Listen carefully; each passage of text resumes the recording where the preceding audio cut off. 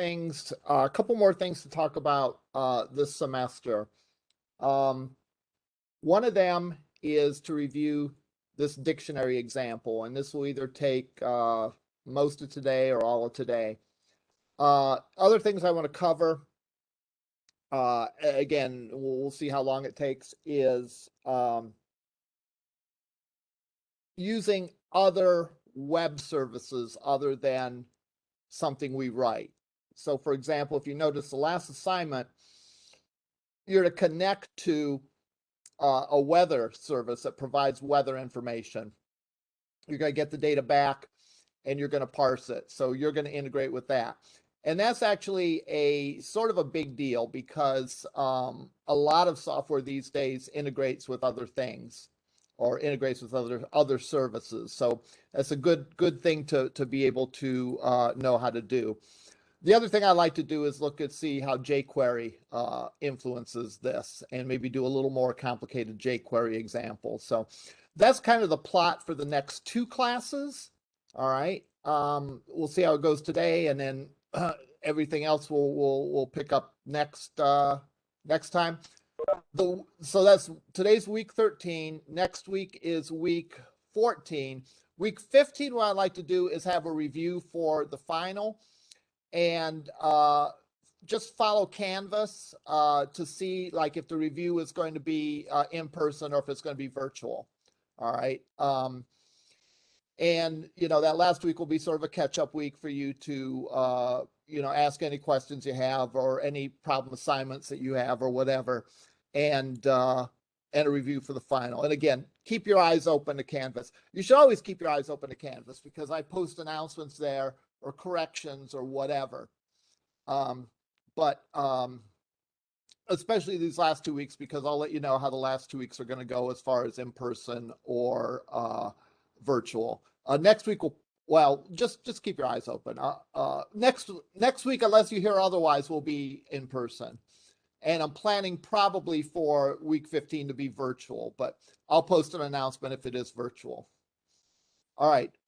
So now that I've confused everyone by talking in circles, let's look at this dictionary example. And this dictionary example is an example of AJAX. And it's an example of actually using two requests from the same web page. We actually have two requests on the same web page for this. And we're going to examine this using the three modes that we're going to discuss. We're going to look at delimited data, first of all. We're going to look at JSON data, and then we're finally going to look at XML data. Now, here's a little bit of a disclaimer right off the bat. This is a simple enough application that I probably would use simply delimited data for this. All right, and I'll talk about why in a minute here. All right, but I probably would use delimited data for this. All right.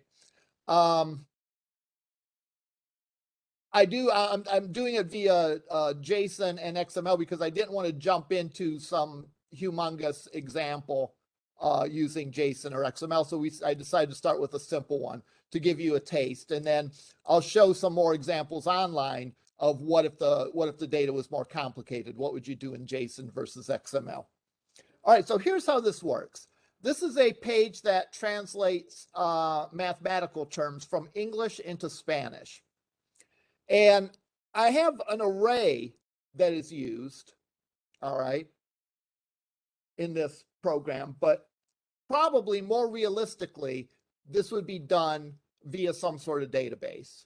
All right, so imagine the PHP, instead of just pulling an array, would probably pull an array from a database as opposed to pulling an array from an array, all right, or having the array hard-coded. The way it works is like this. As I type in letters, I get a list of words that begins with that string. As I type more letters, I get more of those. It narrows it down.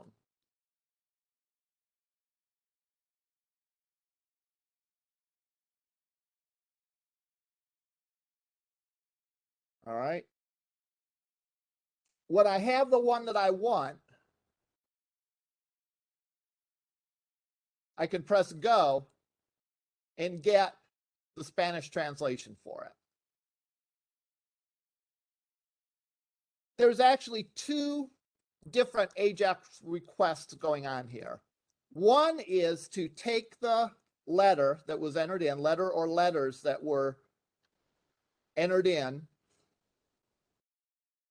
and return a list of words that matches that string. All right. The other is to take the word that we selected and return the definition, or not the definition, but the translation. Okay, so two AJAX requests here. And let's see. Let's start by looking at the server side. Now let's look at the client side. We'll look at the client side, we'll look at the server side, then we'll look at the client side again. We'll follow the same approach as AJAX actually does in doing this. So let's look at the client side.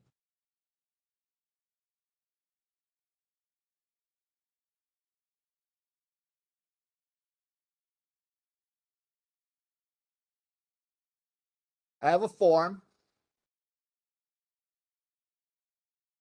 Notice that on that text box, I have an event that says on key up.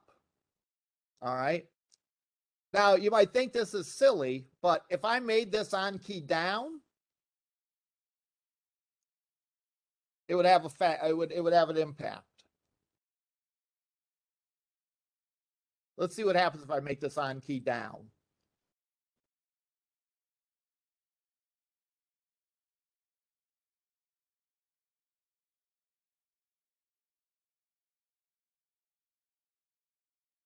Nothing. It's one click behind. All right. What does that mean? Let's think of what that means, because we can sort of, in our mind, reverse engineer this. That means that the data isn't into the text box until we release the key, not when we press the key. So if I want to know what's in that text box, I have to wait until it's on key up. All right. I don't know. I just found that interesting. Because when I first saw on key up, on key down, I thought, how silly is that? You could write code for this versus that. And yeah, you can. All right. This might have an impact if you're doing some sort of game. All right. And you wanted a trigger to happen as soon as you press the key, as opposed to when you released it. All right. It might make more sense to do on key down in that case. But anyhow, on key up calls the function get words, and it passes this dot value. What do we mean by this dot value? This always refers to the current object, the object or the element that we are talking about, or the object that this is on. So when we say this, we are referring to the text box. All right. Could I have said document.getElementById, blah, blah, blah, blah, blah, or document.form sub, blah, blah, blah, blah, blah? Yeah, I could. But this dot value is just a nice compressed way to say it. And plus, in my mind, that's less ambiguous. All right. Once you learn what this means, I think it's more clear, because if I put an ID on this and said document get element by ID, I'm liable to think, oh, what has that ID? And oh, this has the ID. Okay, so this dot value is the way that I would typically do it. So what happens here? We call get words and we pass the value in.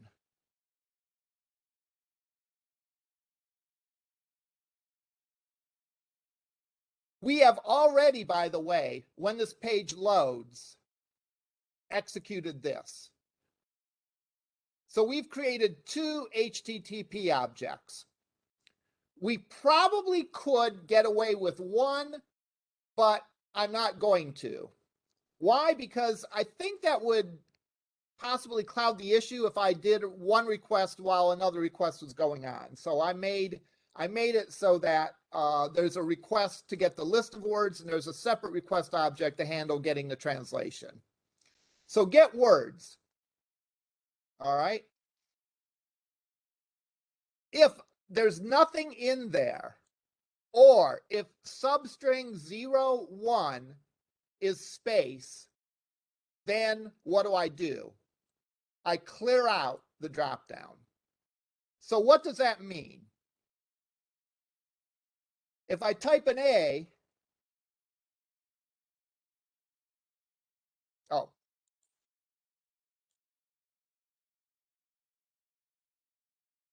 I got to save it.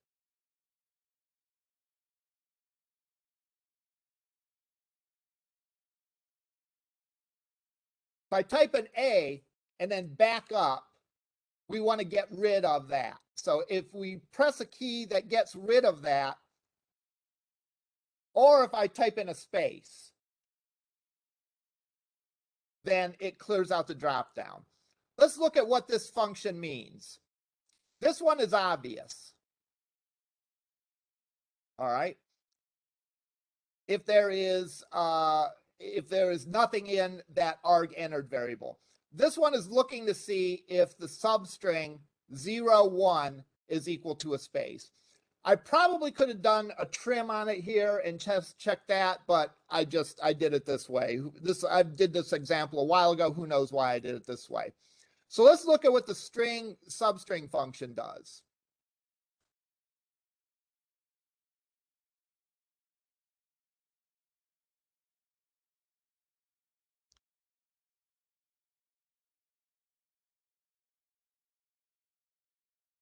Notice how many results come up to W3 schools. Now, I don't know. No, I'm not even logged on. I was going to say, I don't know if that's just for me or for everyone. And I'm not sure if that's a good or bad thing, because Java W3 schools is a good sort of first reference, but I wouldn't necessarily say it's the only reference, but whatever. It is what it is. All right, the substring method takes two arguments, beginning position and how many characters. So this is looking at starting at position 1, which again, we number starting with 0. So starting at position 1 and giving us 4 characters. And it returns ELLO. We change this to 0 and 5 would get hello. In our case, if I say 0 and 1, it's going to return an H. If there was a space before it, it'd return nothing. And if the string was empty,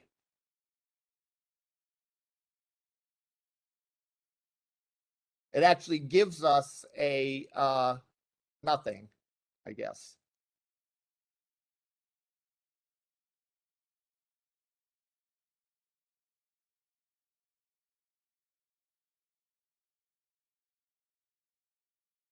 Oh, it's displaying a space.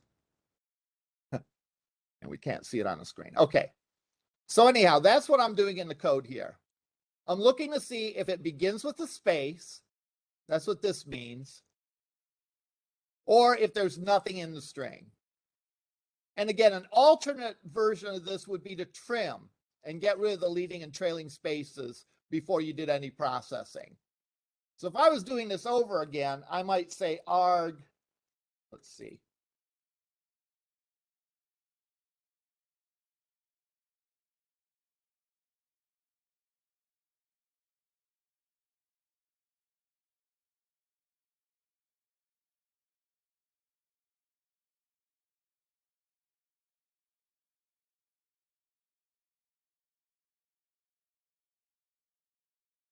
I might have said if arg entered equals trim equals arg entered dot trim. And then I would just need to look for that. That would give me a slightly different processing because it would allow me to type in space A, and it would bring up the list of words that started with A. All right. So if I was doing this over again, I probably would do that. And anyhow,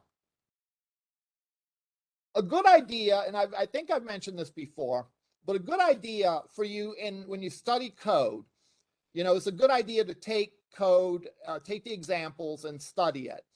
And again, knowing that the examples may not be perfect. So thinking of ways that you could improve it, thinking of ways you could change it is one thing that you can do. Another thing you can do is comment it. All right, because commenting it shows you if you can comment it well and if you can explain what it's doing, then you probably understand the code pretty well. Now, let me say my little speech about comments. Comments should not explain what the syntax of the statement means. Like I should not say if arg checking if arg entered equals an empty string. All right. That's simply just explaining the syntax of an if statement. All right.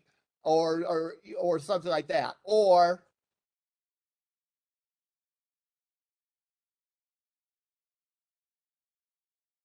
substring of arg entered equals a space. That again is explaining the syntax of the statement. We're going to assume that the person looking at the code understands the syntax. Now, again, that might not be a good assumption, but if they don't, it's not on you. All right. Come and blame me. All right. Or tell the person to study up or go to W3 schools or something like that. What you ought to explain is the reason why the statement is there. All right. So write sort of an English language reason why this step is necessary, what is in here. So what I would say for this is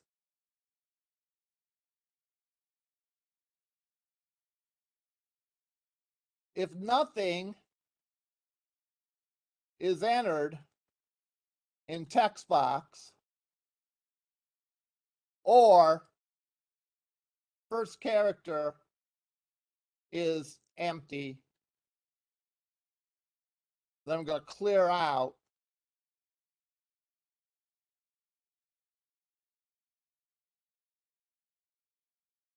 the drop down. And that's exactly what I'm doing here. In this case, I grab the drop down a different way. I say dd equals document.formMath.dd words. All right. That's how I got away with not having an ID. I didn't use get element by ID. I certainly could, but I used document.frmMath.dd words. What that means is on the document, in the form called frmMath, there's a thing called dd words. So this is simply a different way to refer to this.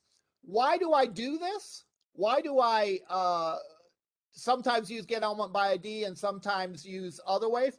Well, some of it is no rhyme or reason. It's what I typed that day. All right. Some of it, though, there is a purpose behind it, and that is good for you to understand different ways to do things in case you're working on an assignment that you're maintaining code and you see someone else wrote it that way. So you shouldn't be shocked if you see get element by ID or document.frmMath words. All right. This is a dropdown, by the way. And setting the number of options, the length of the number of options to 0 effectively clears out that array. Because options, dd.options is simply an array of things. all right? And if we set the length of that array to 0, we're going to clear out that array. In other words, we're going to make the dropdown empty. Now, this is a dropdown.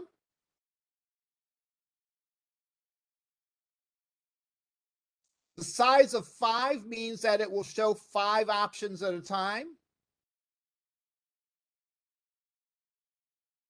So I type in A, it shows me the top 5, and I can scroll through the rest. If I made that 10, it would show me the top 10. Okay. So we maybe have cleared out the dropdown. Otherwise, we're going to make our request. And our request is going to open HTTP open get dictionary1.php, comma, word equals, and the value of arg entered, which of course is the value from the text box, right? Because that's what we passed arg entered as. Then we call the server-side code. So let's take a look at the server-side code. And one thing that I always recommend doing is running the server-side code separately just to see the results it generates. All right, this is a good debugging tool. Like, for example, if I wasn't getting the proper list of words, if I was getting words that ended in A, for example, or words that had an A somewhere in them, assuming that's not what I wanted, I would look and see, hey, what is that server-side script creating? And I do that simply by typing in this URL into the address bar. So I can go, type that into the address bar, and then putting in an A. Now, many of you have used the post instead of get, and that's okay too. It is harder to test the post because you can't type it in on the URL. All right, so that's one reason why I use the get. All right, I type that in, and it thinks that I'm Googling that because I forgot to put localhost in front of it.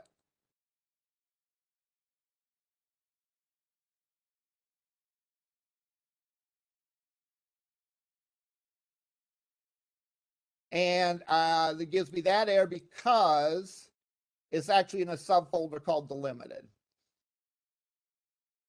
I often equate teaching to being like on the cooking show where they're chopping vegetables and talking at the same time. I have such an admiration for those people because they have a sharp knife and they're chopping away as they're looking at the camera and talking. Well, here I'm talking away as I'm typing in, and it's not as dangerous as chopping with a knife, but you're still liable to make mistakes if you aren't concentrating on what you're typing. So, I type in A, and what do I get? I get this text. This is a long string. All right. This is what returns from the server side. Let's look at it closely. This is a pair, this is a group or a set of pairs of words and a number. That number relates to the index in the array. So for example, absolute value is the first element in my list of words array. Axis is the 26th element or the 27th element. All right. If this were a database thing, this would probably be the primary key. All right. But again, this being a just pulling it from an array, this is the index to an array. Now notice how this works. We have a colon between entries. So absolute value is one entry. Then we have a colon. Then we have accuracy as the next entry. Then we have a colon. Addition's the next entry, and we have a colon. Between the word and the index, we have a semicolon. So this is delimited data. We're using special characters to make sure that that we can split this into its individual parts. We're actually going to have to split this two ways because this is just one giant string. We're going to split the giant string, first of all, to make an array. Then we're going to loop through that array and split the elements of that array into the word part and the index part.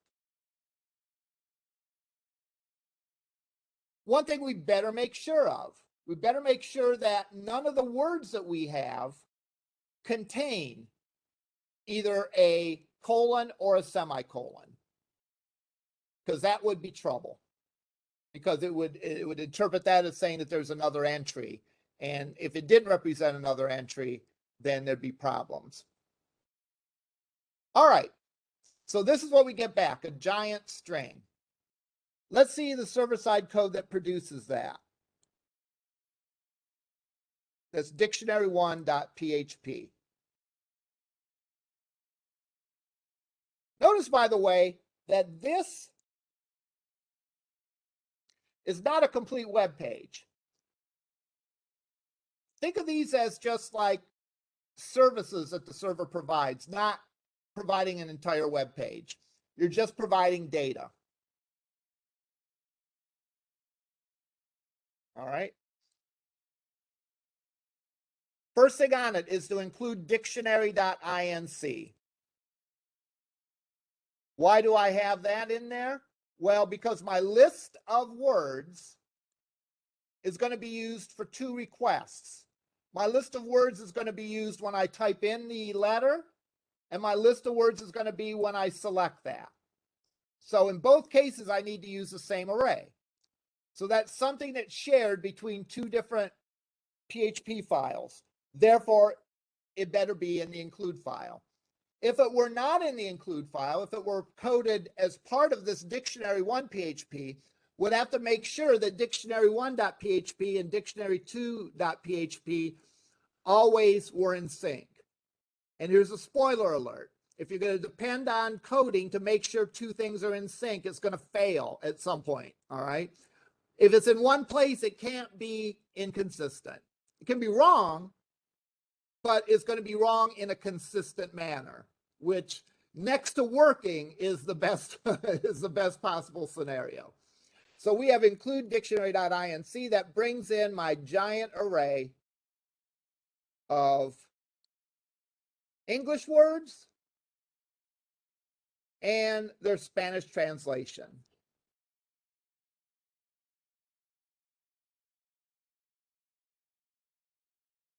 Now, these are what are called parallel arrays.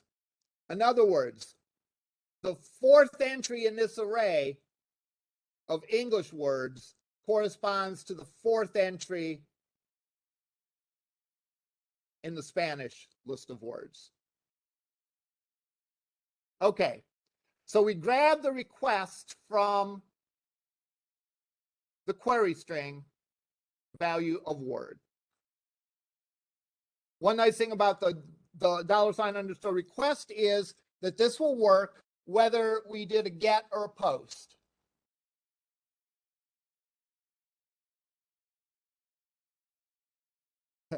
That's okay. That's okay. Nice. That's our little music break today at 9:30. We're going to assume that there's none. Okay? We're going to assume that there's none until you find one. All right? Now this, why did I do that? Well, it makes it easier to code. It's easier to look for one and say, oh yes, we have one. We don't have none. Than it is to say, well, the coding would be harder if we assumed that there were words and we tested and we looped until we didn't find any. That's a little confusing. So we're going to assume that there aren't any words, and then we're going to loop to see if there are any. So the loop through starts I equal to 0, loops through as long as I is less than the length of the English array, Note the Spanish array better have the same things, same number of elements in it, or you're going to be in trouble. Finally, we're going to increment the I by 1 each time. So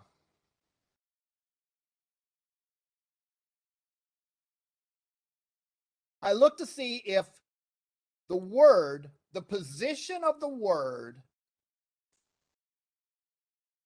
in that English array element, so this is the English array element, this is the position of that word, so we're looking for the string position. This is going to return where in the word, where in this word does this string appear. So I typed in A. It's going to look to see if in that string, in that array element, if A is the first letter. Okay.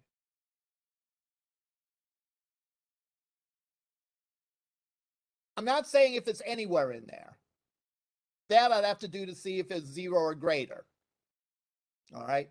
But here I'm making sure that that begins there.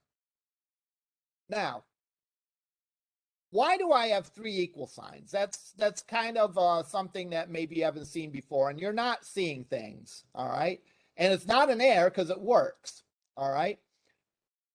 The 3 equal signs in PHP indicates that not only does the data have to match, but it has to be of the same type. All right. So let's Google, for example, PHP string position.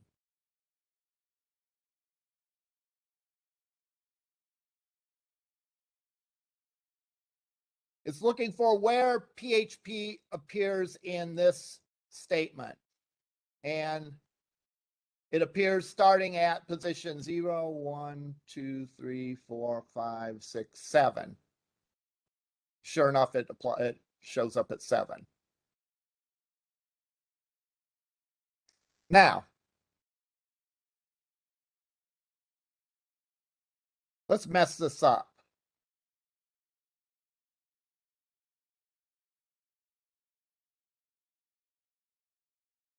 Returns nothing. Why? Because AAA is not in this string. All right. However,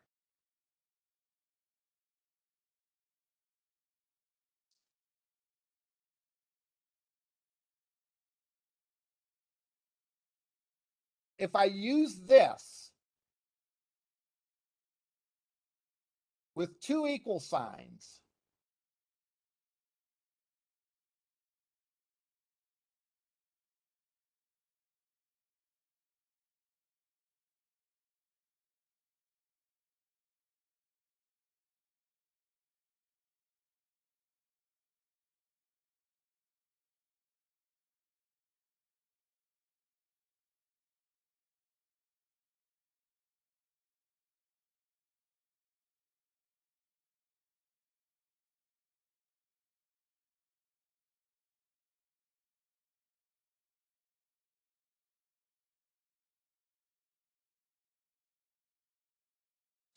unexpected question.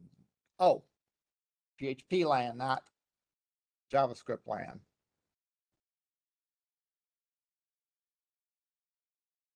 Let me see how many languages I'm teaching this semester. Not that you guys are interrogating me on this, but I teach HTML, CSS, JavaScript. I teach ASP.NET. I teach PHP, and I teach Java. So there's 8 languages I'm doing this semester. And even if you don't count HTML and CSS, that's like 6 of them.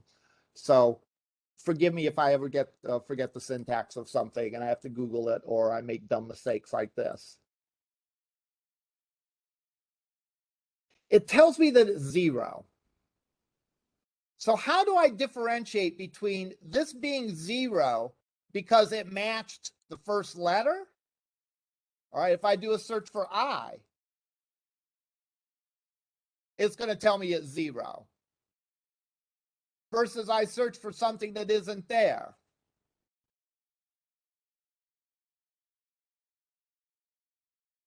is 0.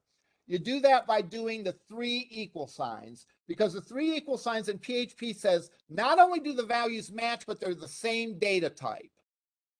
All right. That $X is actually going to be some non-zero string that when you convert it to a number, it acts like a number. All right. Remember, PHP is a weakly typed language. In other words, how you use it is what PHP thinks it is. So this is like, let's say this is a null.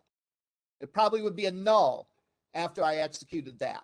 If I use a null as a number, it's going to assume that value is 0. I'm assuming that's what that returns if it doesn't match. Let's see if this says. Oh, it returns false. Returns a Boolean false if the string is not found. So that Boolean false translates to a 0 if I treat it as a number. What the 3 equal sign says is don't do any conversion. Not only does this have to match the value, but it has to match the type. And now it doesn't display. So that's why there's 3 equal signs. So what do? I echo, I send back to the server or to the client this string. And this is where I think PHP is kind of cool. All right. Because I can use what they call the magic quotes. And with the magic quotes, I don't have to do all that concatenating and say that curly bracket X equals end quote plus whatever. All right. I can just put my variables right in the string and it will pop them right in there where they belong. So anything that starts with a $sign, unless I escape that $sign, which we're not going to talk about now, it assumes as a variable. Now there's one trick. If I'm referring to an array element, I have to put the whole array element in curly braces. That tells PHP that I mean this array element, not a English and $I separately. All right. If I didn't put that around it, it would think I'm outputting 2 variables, a English and $I. This tells the PHP that I'm outputting the ith element of that array. In other words, the one that we just found matches part of the word. And then I output the index too. And I output a colon. I output a semicolon in between the value and the word, or the word and the value. And I output a colon so that it will be there for the next word. And we have one. So be none now is false. We found one. We found something. We can change it to false. If we make it through this loop and be none has not been changed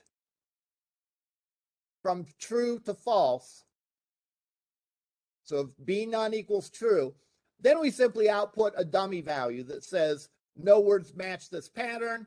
And because we have to give it an index, I'm going to give it an index that isn't realistic. I'm going to give it a -1. All right. So in other words, we're either getting back something like this, a giant string that has data delimited by semicolons and colons, or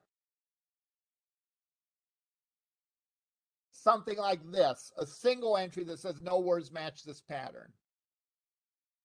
Okay, so we're always getting something back from it. All right, so that is the server side. Now,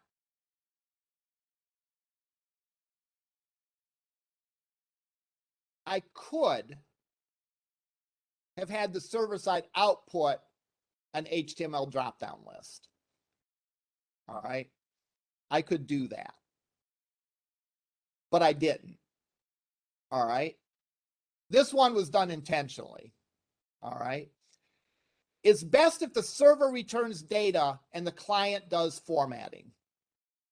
Because maybe I don't want a drop-down list. Maybe I simply want a bulleted list of all the terms that start with A. Maybe I want a bullet point list, like an LI or a UL with an LI in it. So the server shouldn't assume how the data is going to be presented. There should always be a separation between the data and how the data is presented. Because how the data is presented can change.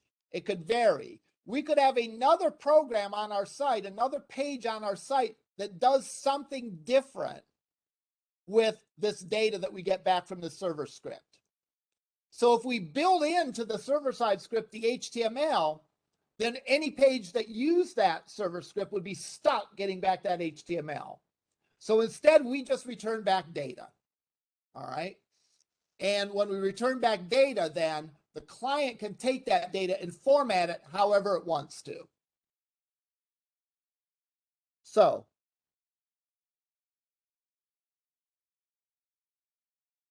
we're back here. We set our callback function to create DD.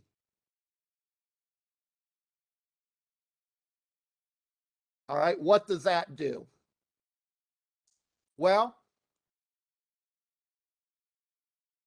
make sure that it's really done.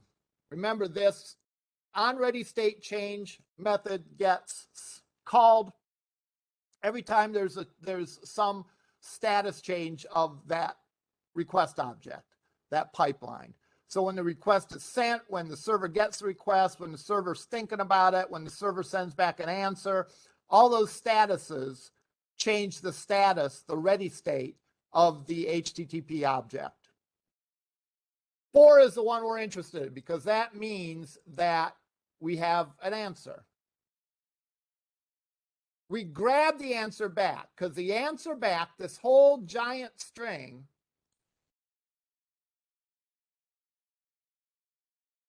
is put in the variable response text. So we set our response variable to equal response text. I'm creating a variable for an option. All right. Just as before, I'm clearing out that dropdown. Then I split and create an array by splitting the response text using a colon. So what will that do? It will create an array where this is element 0, this is element 1, and so on down the line, element 2. So now we have this long string of data in an array where each element represents one word and its index. The one word and index are delimited, are separated by a semicolon. So for each one of those array elements, we grab the option, all right, and we split this into, so A option is going to be an array, that's why there's an A there. We're going to split each entry using the semicolon.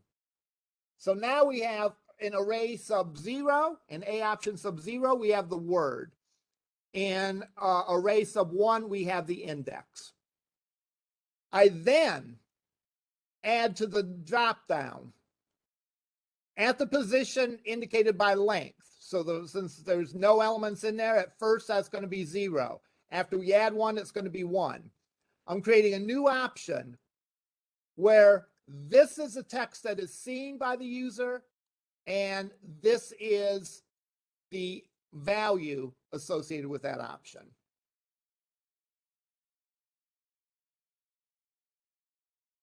Get the output, we split it into an array. We split that array, we split each element of that array using the semicolon, and we create a new option using the first element of that option array and the second element of that options array. So when this is done, we have our drop-down list.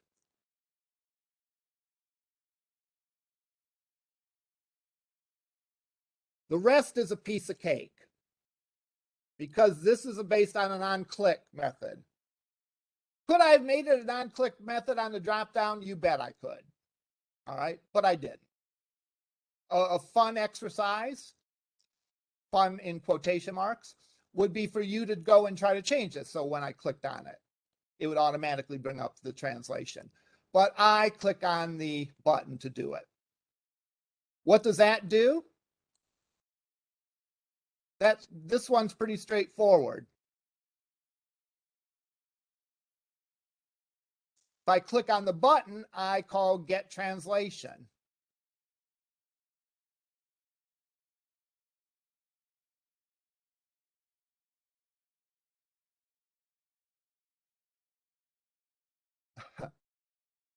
This is a really old-fashioned way of getting the selected index. This is like an old habit of mine. Back in the old days, there were browser incompatibilities with get element by ID or whatever. All right. But this is a way to pull the value from the dropdown.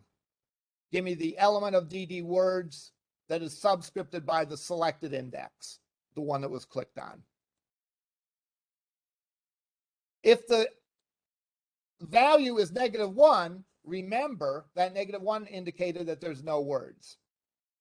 So I say, select a valid word. I display in the inner HTML. Otherwise, I make my request to dictionary 2. I pass it the index. On ready state, change display translation, which is going to display the whole response text. And all display translation does is includes the same dictionary include file, grabs the index, and outputs the Spanish word that corresponds to it. As I mentioned before, these are parallel arrays, which means that element 1 in the English array matches up with element 1 in the Spanish array. All right. The server side, when we look at the different versions of this, when we look at the JSON and the XML, the server-side code is going to be not much different. The only difference is going to be that what we output. Here we're outputting a delimited string. If we use JSON, we're going to be outputting JSON data. If it's XML, we're going to be outputting XML data. All right. The client side is going to be much different because we're going to parse that results much differently. So this create DD is going to be much different. So what's going to change? This is not going to change. This is not going to change. This will change to accommodate the data format of the results. And this will change of how we're outputting the results, the format. All right, so next week, we will go over the JSON and XML version of this. I would like to talk a little bit about your last lab, and if we have time, we'll look at some jQuery examples. All right, any questions? Okay, my advice would be to look through this code, study it, and bring any questions you have to me. We'll see you next week.